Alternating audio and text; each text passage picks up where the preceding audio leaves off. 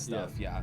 What's going on, everybody? Trace Hamilton. We are in the green room right now with Joe's Live in Rosemont at a Rise from the Fire concert with the man who just walked off the stage, kicked the whole thing off. Just got done. What a John night. Gurney, man. How you doing? It's always a pleasure being here. Thank you so much for You're having me again. on like a trend right now. With the song releases? Yeah, song releases. Yep. Every time he's in Chicago, a new song comes out. And I like making this a tradition. It's I think the last two or three times we've had a song release stacked up because it just happened to be either on a Thursday or Friday when we're putting music out. So you're saying it wasn't planned? Well, ahead of time? This one was definitely planned. Because this is kind of a little bit of a slow month because we've been working on new music for next year. So this was the big show this month, so we purposefully stacked this one up before it. So you had a nice drive up. You drove up from Nashville today. We drove up today, and Chase in the back over there, he was hungover coming from Key West. So everybody's we had a travel day, but here, You're here. It's you fun, made it. yeah. You made it. Now we're here. Now it's party mode. I mean, we're drinking Jack Daniel's Tennessee Fire. Thank you for putting this whole thing on, helping us out. So we've talked I feel like 4 or 5 times this year, just checking in. And the podcast we did was we're shooting about the songwriters for an hour straight. Singer-songwriter podcast. John Gurney is episode 1. I'm honored. Just launched. And then put below, it might not be out on all platforms yet, but we'll get it up this weekend for sure. Working out the kinks. It's episode 1. It's episode 1. We're trying. It's a brand new thing.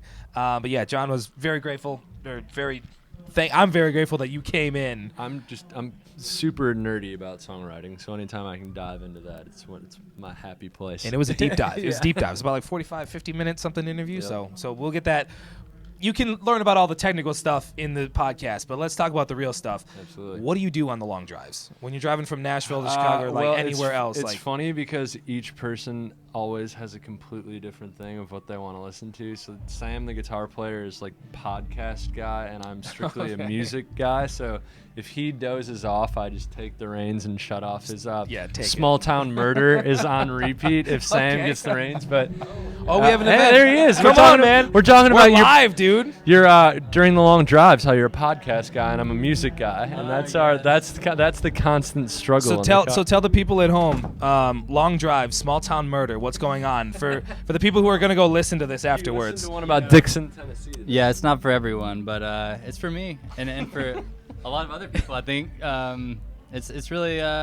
You mean go into detail? I mean, we don't. No, we don't.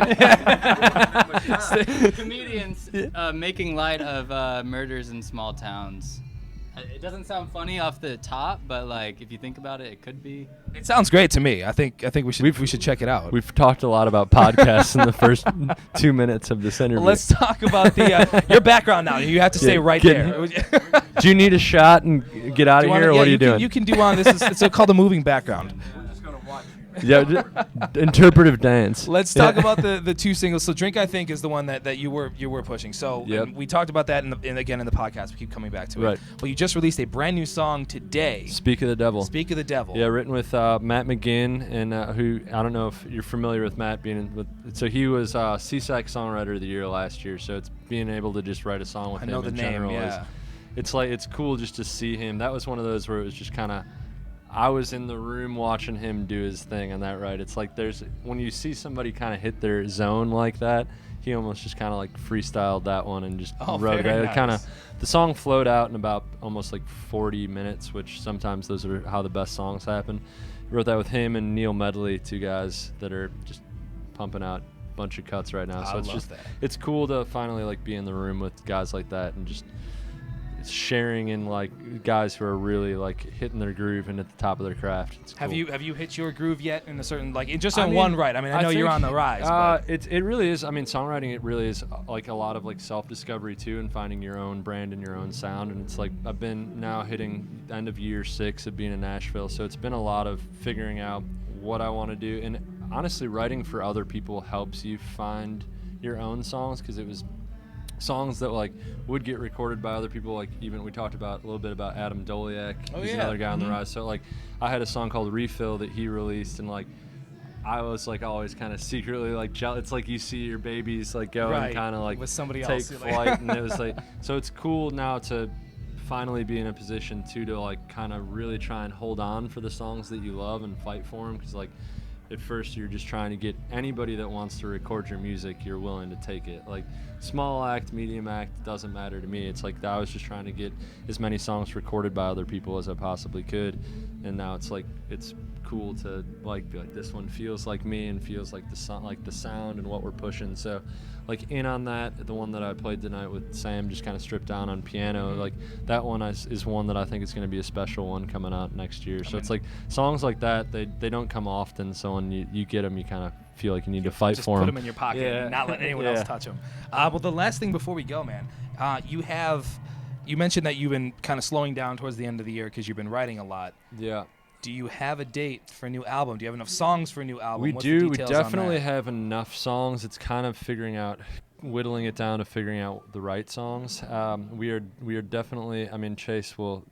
The EP. We officially we're doing at least a 6-song EP that will be about at least half new material. We'll probably put That's How You Got It, Home with Her, and Drink. I think the ones that have kind of had a good response on there, and then 3 new songs as well. 3 new songs. Do we have a date for that, Chase? Chase? Quarter. Yeah. First quarter. Yeah.